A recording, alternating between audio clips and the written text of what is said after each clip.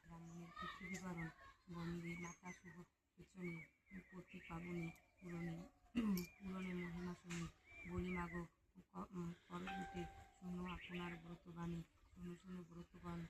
শুভচনী পুজো অর্চন মহামারে ঘোরে দেবিকারে রক্ষ করে ভক্তিধীনায় শুভচনী হও সুখে রাজ্যে করে রাজা কলিঙ্গ ঈশ্বর সেই রাজ্যের অনাথা ব্রাহ্মণের ঘর এক মাথাটি পরে পাঠশালায় কোনো মতে যজ্ঞসূত্রে দিল যথাকালে ছাত্রগণে সবে মিলে নানা দ্রব্য খায় ব্রাহ্মণের পুত্র সদাকাল পরনে চায় একদিন মনে মনে আজ গৃহে ফিরে মাংস করিব বোঝাবো দেখিতে পাই না আজ মাংস খেতে বড় হয়েছে বাসনা দুঃখিতে ব্রাহ্মণী বলে মাংস কোথায় পাবো পুত্র বলে আমি মাংস জোগাড়ে করিব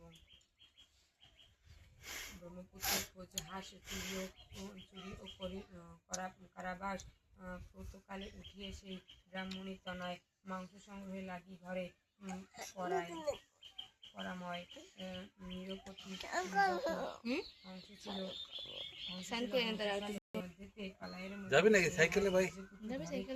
আচলিতে রাজার আদেশে পরে হংসচরগণ খোঁজ হাঁস খুঁজিবারে করিল গমন হংসলোহী চারুগণের চারুদিকে ধরে কিন্তু খোঁজ হাঁস তাহার